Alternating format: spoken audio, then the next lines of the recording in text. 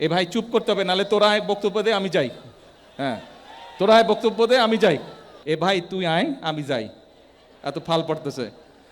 চুপ, একদম চুপ। হ্যাঁ, এখন রাষ্ট্রের অর্থের কথাও তো চিন্তা করতে হবে।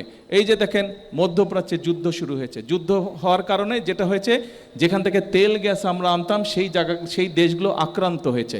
শুধু তাই নয়, যেই জাহাজে করে জাহাজ যেই রাস্তা দিয়ে আসতো, এই যে আমরা শহর থেকে যে লিচুতলা দিয়ে আসলাম, এই যে যেই রাস্তার কথা বললেন, জাহাজেরও এরকম নদীর মধ্যে সমুদ্রের মধ্যে রাস্তা আছে, সেই রাস্তাগুলো বন্ধ হয়ে গেছে, ফলে তেল আনতেও কষ্ট হচ্ছে। এবং যেহেতু যেই দেশ থেকে আমরা তেল আনতাম ওখানেও দাম বেড়ে গেছে, ফলে অনেক বাড়তি দাম দিয়ে তেল ডিজেল পেট্রোল কিনে আনতে হচ্ছে আমাদেরকে। ফলে রাষ্ট্রের অতিরিক্ত অনেক অর্থ চলে গেছে। এই অর্থ কাদের? রাষ্ট্রের অর্থ কাদের? আপনাদেরই তো অর্থ, এই অর্থ আপনাদের। সেই জন্য আমাদেরকে বিবেচনা করতে হবে যে কোন রাস্তাটা 4 লেন করা প্রয়োজন, কোন রাস্তাটা 2 লেন করা প্রয়োজন। যেটা 2 লেন দিয়ে কাজ হবে সেটা 4 লেন করে খামাকে জমি নষ্ট করার দরকার নাই, অর্থ নষ্ট করার কথা। রাস্তা ইনশাল্লাহ হবে।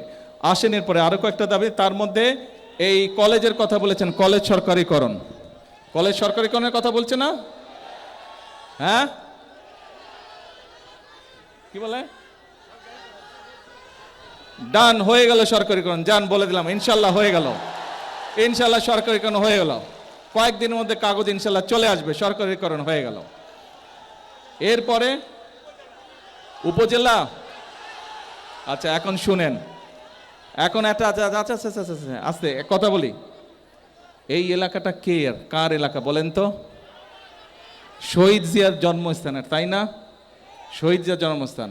এখন আপনাদের যেরকম আমার উপরে, শহীদ জিয়ার উপরে, খালেদা জিয়ার উপরে হক আছে, সারা বাংলাদেশের মানুষেরও তো আছে, তাই না? আমরা যদি সব এখানে করি, সারা বাংলাদেশের মানুষই তো উন্নয়ন থেকে গত 1 যুগেরও বেশি সময় ধরে বঞ্চিত। সবাইকে দিতে হবে, সব গাবতলিতে করলে হবে, বাগবাড়িতে করলে হবে? সারা দেশ উন্নয়ন থেকে বঞ্চিত। কাজেই আমি তো আছি আপনাদের, ইনশাল্লাহ এলাকার উন্নয়ন হবে। কিন্তু আমাদেরকে সারা দেশের প্রতি নজর দিতে হবে, কারণ দেশের মানুষ যদি একটা কথা বলি, মন দিয়ে শোনেন, এ ভাই তুই আয় আমি যাই, এত ফাল পড়তেছে।